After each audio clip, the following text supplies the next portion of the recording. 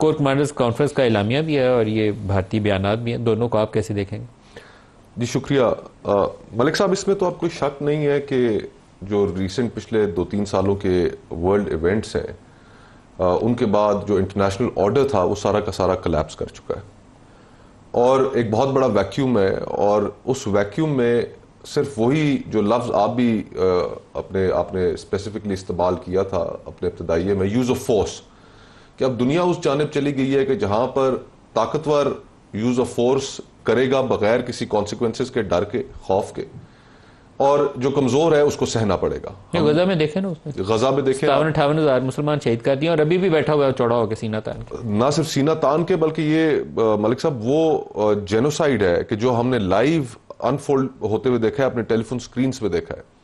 اور پوری دنیا کی جو خاموشی ہے، ویسٹ کی جو خاموشی ہے، امریکہ کی جو خاموشی ہے، اور جو ہمیں کوئی موقع ہاتھ سے نہیں جانے دیتے تھے ہمیں لیکچر کرنے کے لیے،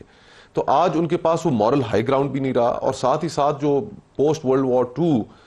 جو ایک کانسٹرکٹ تھا سارا انٹرنیشنل، صرف اسرائیل کی وجہ سے وہ سارا کا سارا ڈیمالش ہو گیا۔ ایران میں بھی NPT کا سگنیٹری ہے، اس کو آپ نے اس کے پروگرام کو تباہ کر دیا آپ نے سارا، لیکن ہمارے لیے لیسن کیا ہے؟ ایک تو یہ سٹیٹمنٹ ہے ان کا جو دیا ہے، لیسن اس میں یہ ہے کہ جب تک ایک تو شکر الحمدللہ کہ ہم نیوکلیئر پاور ہیں، اب نظر تو ہمیں ایران کے کانفلکٹ کے بعد بھی یہی آیا ہے کہ وہی ملک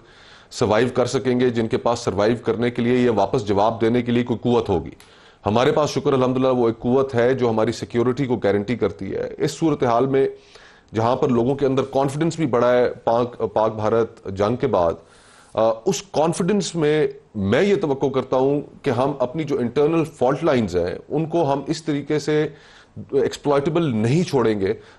ہمیں ایک ہیلنگ پروسیس کی بھی ضرورت ہے ملک کے اندر۔ جو دہشت گرد تنظیمیں ہیں ان سے بالکل آئینی ہاتھوں سے نمٹنا چاہیے، لیکن جو ہمارے پولیٹیکل ڈفرینسز اس ملک کے اندر، جو پولیٹیکل ٹرموائل ہے کہ جس کی وجہ سے ہماری اکانومی نے سفر کیا، ہم کرائسس کا شکار رہے، تو اس موقع کو اپرچونٹی بناتے ہوئے کہ جہاں پر آپ کی پوری جو قوم ہے اس کے اندر ایک کانفیڈنس ہے، اس اپرچونٹی کو ضائع نہ کریں، آپ ملک میں پولیٹیکل ہیلنگ کریں تاکہ دشمن کے لیے ایکسپلائٹ کرنے کے لیے کوئی نرم گوشہ یا کوئی ایسی کمزور جگہ رہ نہ جائے۔ جو سوسائٹل ڈویژنز ہیں نا، اس کو ختم کرنے کی ضرورت ہے۔ یہ بالکل صحیح بات ہے۔